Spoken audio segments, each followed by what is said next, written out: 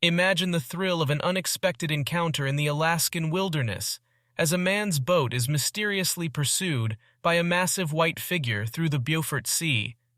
Little does he know, this pursuit holds a heartwarming tale of bravery and an unexpected alliance that would change a community forever. Unexpected encounter. In the expanse of the Beaufort Sea near Alaska, guide Roland Warrior was sharing insights into local traditions aboard his small wooden boat.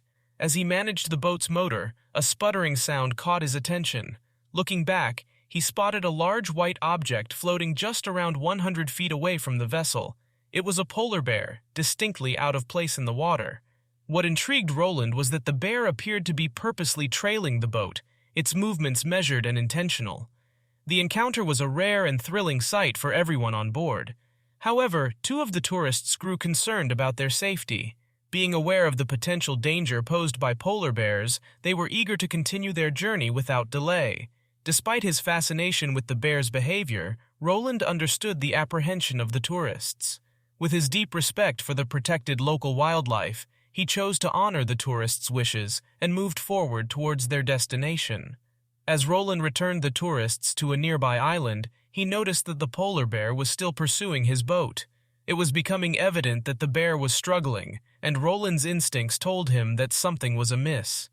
Calling for assistance from a research team, he watched as the bear's movements grew more frantic. When the realization hit him, his heart sank. The bear was ensnared in a fishing net, its attempts to free itself only exacerbating its predicament. The sight of the distressed polar bear moved Roland to tears. As an advocate for protecting local wildlife against the encroaching effects of a changing environment, he felt an overwhelming urge to help this creature in need.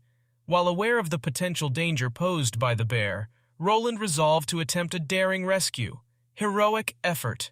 Roland found himself in a precarious situation, bound by ropes but wary of the dangerous bear nearby. He devised a plan to create a makeshift float by fashioning a large noose from a thick rope and tossing it into the water. Skillfully, he managed to ensnare the bear with the noose, but soon realized that the bear's massive weight was a challenge.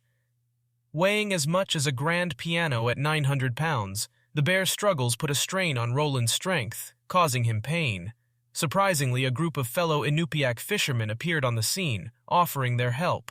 Together, they shared the burden of holding the rope and guiding the bear toward the shore. Yet the bear resisted fiercely, thwarting their efforts at every turn. Their combined strength wasn't enough to control the powerful animal, and they faced a difficult struggle. Just in the nick of time, a research team arrived, armed with tranquilizers. They swiftly injected the bear, explaining that it would take time for the sedative to take effect. As the bear gradually calmed down, the combined efforts of the fishermen and the scientists made it easier to bring the bear to safety.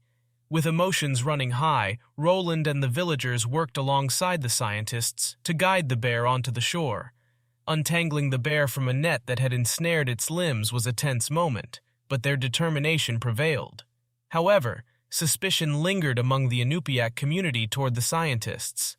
While the researchers claimed to be aiding in conservation, the community had historical reasons to be cautious. Roland, a bridge between the two groups, urged his fellow villagers to give the scientists a chance. The researchers began their examination of the bear, employing careful and gentle methods to assess its condition.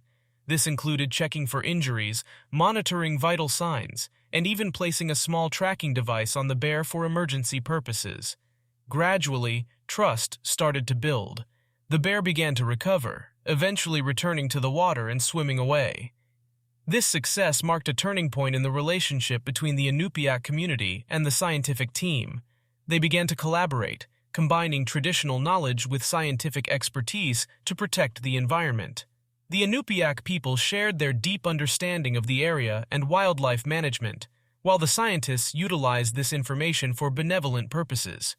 Through this partnership, a once mistrustful community found common ground with the scientific community. The Inupiaq people's commitment to safeguarding their environment and the polar bear population aligned with the scientists' intentions. Together, they forged a collaboration that would benefit the land, the wildlife, and the people who called it home.